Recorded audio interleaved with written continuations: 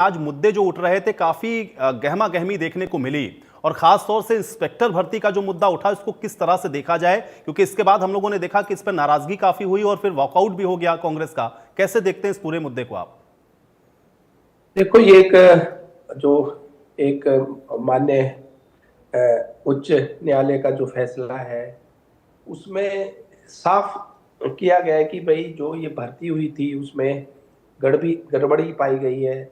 और उसमें जो जो भी कैंडिडेट था उसके 16 साल खराब हुए। अगर उस टाइम वो अगर भर्ती हो जाता, 17 साल के करीब हो गया, 2008 की बात है ये, तो आज वो किस पोस्ट पर होता।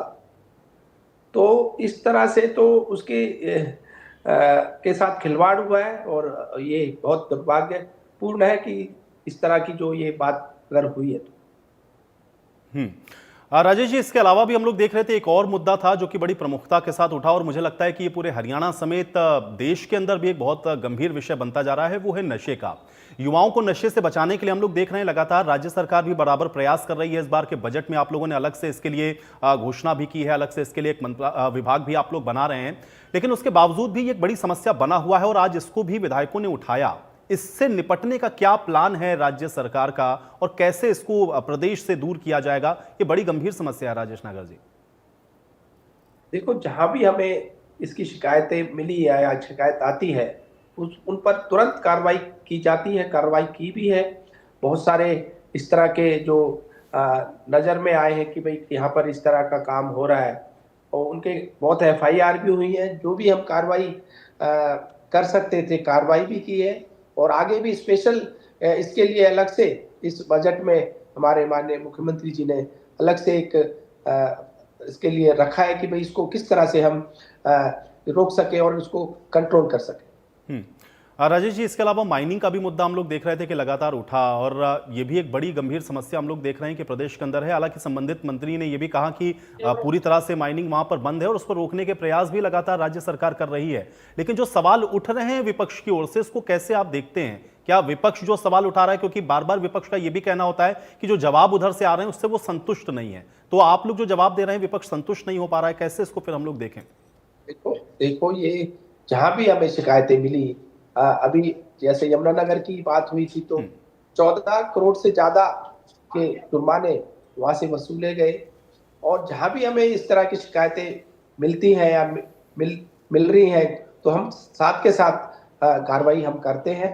और विपक्ष के पास कोई हमने फिर भी कहा कि आपके पास कोई ठोस सबूत है या कोई आपके पास की शिकायत है तो उसको लिखित में दे, उसमें भी तुरंत कार्रवाई की जाएगी। अच्छा राजेश जी, चूंकि अलग अलग विभागों से जुड़े हुए जो तमाम सवाल हैं वो भी हम लोग देख रहे हैं कि लगातार पहुंच रहे हैं, और इससे इतर भी, क्योंकि अभी बजट भी हम लोगों ने देखा कल पेश किया गया।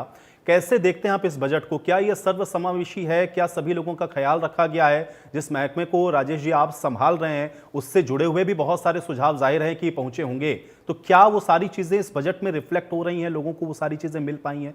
एक प्रतिक्रिया आपकी मैं इस पर भी चाह रहा हूँ राजेश जी। देखो, ये बजट को अगर हम देखें, इसमें सभी वर्ग का ख्याल रखा गया है। चाहे हम महिलाओं की बात करें, चाहे हम युवाओं की बात करें, किसानों की बात करें, जवानों की बात करें, खिलाड़ियों की बात करें, व्यापारियों की बात करें, उद्योगों की बात करें, चाहे हम यातायात की बात करें, हर एक क्षेत्र को इसमें का ख्याल रखते हुए इस बजट को बनाया गया है।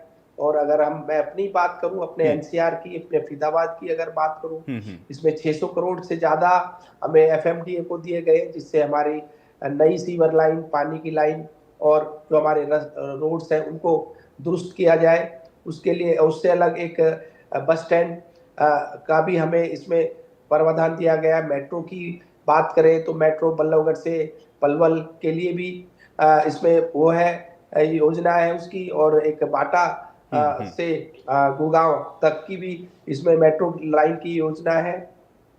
इसके अलावा और क्रिटिकल 500 बेड का एक हॉस्पिटल, और हमारे मुख्यमंत्री जी जब हमारे फरीदाबाद गए थे तो IMT के इंडस्ट्रीज के प्रेसिडेंट्स की 12 मांगे थी, उसमें से हमने 6 से भी लिया है, मांगों को मान किसी इंडस्ट्री की लेनी है तो पहले उसको चंडीगढ़ आना पड़ता था, वो फरीदाबाद से ही एनओसी ले सकता है, और कई उनको मान लिया गया नेसेसिटी थी, और उनको अब और जो 6 है उन पे भी जो बात चल रही है कि उनको भी किस तरह से उनकी मांगों को पूरा किया जाए। अच्छा राजेश जी, मेरा अंतिम प्रश्न यही है, चूंकि आज तो 7वां दिन है, हालांकि कल भी जो कार्यवाही है 11 बजे से शुरू हो जाएगी। विपक्ष जो सवाल उठा रहा है, किसको कैसे आप देखते हैं? क्योंकि विपक्ष का ये कहना है कि हम पुरजोर कोशिशें कर रहे हैं कि जो जनता से जुड़े मुद्दे हैं उनको उठाएं, लेकिन जो जवाब आ रहे हैं उससे संतुष्ट नहीं, यानी कि असंतुष्टि या असंतोष बार बार जताते हैं। और जब भी सेशन खत्म होता है, हम लोग भी बातचीत करते हैं, तो विपक्षी यही कहते हैं कि जवाब उधर से सही मिला नहीं। ये जो रिएक्शन आता है, इसको कैसे देखते हैं आप राजेश जी?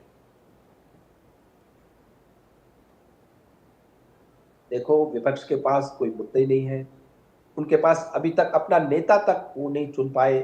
किस तरह से वो हमसे बात करने के मतलब बात करना चाहते हैं, कि हमने जो भी उनसे जो भी उनके प्रश्न आए, जो भी उन्होंने क्वेश्चन उठाए, सबको संतुष्टि से पूरा क्लियर करके उनको उनके हमने सबके उत्तर दिए हैं। और आगे भी कोई इस तरह की कोई भी उनकी बात होगी या कोई जायज बात होगी तो हम तो उल्टा उनसे भी सुझाव मांगते हैं। अगर कोई कंप्लेंट जायज होती है, कोई काम लगता है कि भाई ये सही नहीं हो रहा, चाहे किसी भी डिपार्टमेंट से रिलेटेड हो, तो हम उनसे भी सुझाव मांगते हैं कि भाई इसको किस तरह से हम सही कर सके, दुरुस्त कर सके।